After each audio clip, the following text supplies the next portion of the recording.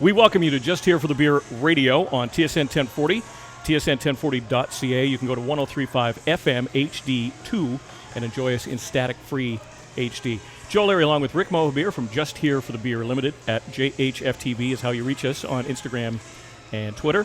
Along with producer Justin Kwan broadcasting from Monkey Nine Brewing. Yeah, right in my backyard in Richmond, Monkey baby. Nine Brewing. And they have some news we'll share with you later. But begin with, let's welcome Darren Hollett to the program. Darren Hollett from the House of Funk. I'm surprised that I actually was able to book you, because that meant you actually read your phone, which is... You said I'm getting better. I'm getting better. I'm working on it. Yeah. Well, we've had you on since the COVID stuff hit, so we don't need to refer to that. But basically, business has been somewhat usual. Yes. You've had the access to the patio now, and we're really hoping that maybe governments will look a little bit easier down the road, hopefully, because what we've experienced and what we're still experiencing. But so business is kind of okay right now, huh? It is, and we're fortunate. You mentioned our patio. The city of North Vancouver, as I always say, has been fantastic. We, along with some other municipalities, but North Vancouver got our patio extensions for hospitality extremely quickly. We got 24 extra seats on the space that's directly outside of our brewery and tap room on the street, and so that's been fantastic. So there's a sidewalk right out front. Yes. Right, and then you were able to get onto the actual asphalt out there. And we took barrels. We had barrels inside. We stained them up. We got some marine rope. We wrapped it around. Oh, perfect. Picnic tables, umbrellas, and it's having that. It brought us closer to what our original capacity was. We're not quite there, but that's now made it so that our numbers today are looking similar to a year ago during the summer, which awesome. is we can't ask for more than that. And it's interesting to note, Darren, that now that we've gone through this and there is an infrastructure, or at least a blueprint, because it's quite possible we may face more restrictions going forward because the numbers aren't flattening or staying flat in BC, and we're hoping that obviously people just do the right things. But do you see going forward that did this pandemic teach you anything business-wise that you would revert to in the future? For sure. I think that the silver lining is that we're stronger. Every single one of us has come out stronger. We now are not. While we do our tap room, just like a lot of small breweries, that is the best spot for us to make money.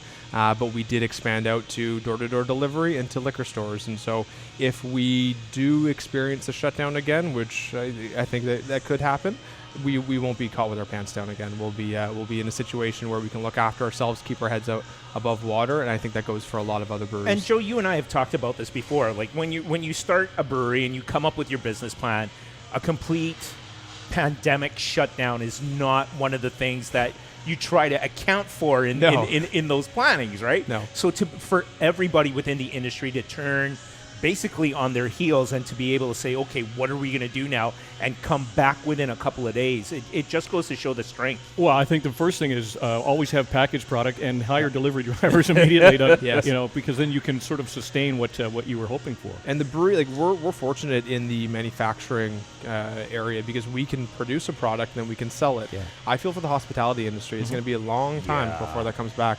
So anything that anybody can do to support your pubs and restaurants, get out and or get takeout if you want to stay inside. He is Darren Hollett, the founder and former head brewer of House of Funk Brewing on Esplanade in North Vancouver. North Vancouver. Okay. So you've also sort of pivoted from you started off as a coffee roaster as well, which you still do. And then you brought some food to the equation, and it looks like you're sort of carrying on in that tradition. Where is this all going? Can you see several House of Funks, like maybe a little satellite pop-up somewhere? That'd be lovely. Yeah. Right now, yes, we've added food to the program, and we're going to continue expanding that over the course of the week. Right now, it's just Friday, Saturday, Sunday.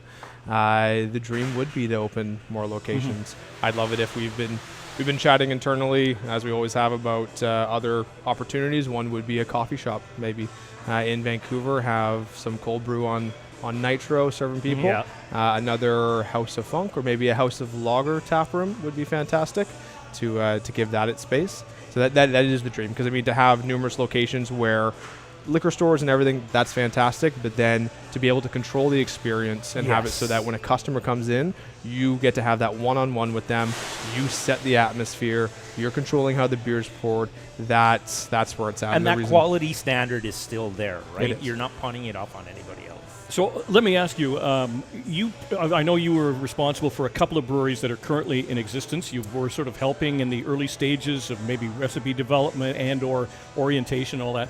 What is the state of the industry right now in terms of, because we talked before about Kwantlen College, which has a brewing program, and we've met a few people on this show that came through it. What is the state of brewing right now? Is there an abundance of good quality brewers out there? I think that we're getting into a time. We're doing interviews right now. We're just about to start doing interviews for an assistant brewer's position. And the amount of resumes that we got that were really top notch was impressive. So that's telling, because I don't know if we would have gotten the same quality of resumes 2 years ago. Kwantlen's been fantastic in having an educational program in BC, and then with the kick up of so many craft breweries, a lot of people are getting that experience. I think that we still have a little ways to go where we're of an age as a craft beer industry where we have just an oversaturation of that talent. But right now it's a good time. And if you have a good brand and a good brewery, hopefully you will attract that quality. And the people that are brewing today, I mean, I guess it sort of traverses all barriers. I mean, you would think a brewer generally would be a guy in the olden days of Molson and Carling O'Keefe and things like that. But I'm sure you've seen the profile change radically. Yeah, and it's nice to see that, and that is definitely a topic which we're discussing quite a bit internally right now. There's a lot of women brewers, and they're fantastic, and you see a lot more diversity, whether it's culture, skin color, everything. In the brewery and throughout the scene, because if we're being honest, predominantly it is a white bearded male industry. We're getting away from that, because craft beer is for everybody. So internally we've been talking about that a lot, and in our hiring practices and in our advertising, we're trying to keep that in mind, because we need to give opportunities to absolutely everybody, because just because someone has a lot of experience doesn't mean they're necessarily the best fit. Sure. Someone over here might have a better personality to fit within your industry, and they actually might be harder working. Well, I can't speak for the brewers, even though there are some quirky brewers out there. You're certainly not one of them. But having worked in around the hospitality industry, there's some really quirky people in the kitchens as well. And some of the most creative chefs are weird people to deal with. So it comes right down to it. You want someone that's going to make damn good beer, because generally speaking, they're locked away in the back. Yeah. They're there to make the beer. They're not there to interact with your customer base. That's for people like yourself, Darren Hollett, who have great personalities. Thank you. Yeah. So you're actually hiring right now. We are. Give us a plug right now. Give it a plug. So we actually have two roles. We're looking for an individual to join us on the front of house side, and that would be taking. It's multifaceted in every single part of our business. So that's both coffee, that's beer, that's food, and honestly, it's also distribution and jumping in the back. And then we also have a brewer's assistant.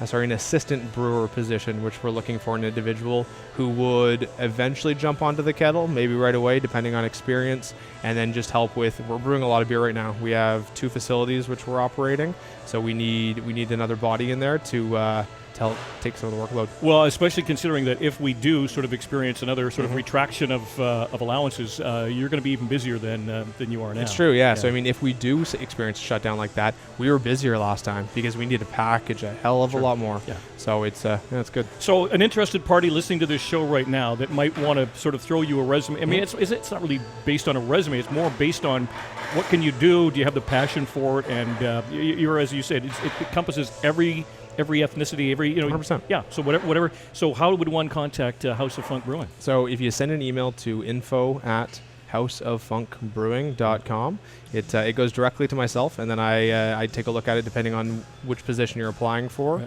with the different managers. And would someone have to have a certain degree of experience, or just a passion and a good character? We're looking for both, because we have a variety of positions on the brewer's assistant or the assistant brewer's position. Ideally, there is a bit of experience there. Could be KPU. It could be extensive home brewing. It could also be, we're looking for a passion and a knowledge in the industry. What did you bring with you today, Darren? I brought a 15-pack of House of Lager. Okay. So we recently started a side brand dedicated to the love of lager beers. Mm-hmm. And so this is our first release, and it's been doing extremely well. I think we've packaged it now 4 times. It's a Bavarian Pilsner. And we figured in COVID times, a lot of people are grabbing larger quantities, and this has been kicking off. We have been barely able to keep up. And I also brought in, our coffee, we've started putting into a brand new package that we've been waiting a very, very long time to have available. And what it is, it's a resealable 750 milliliter crowler can that's wrapped. We purge it, and our head roaster, she purges it with nitrogen gas before we fill it.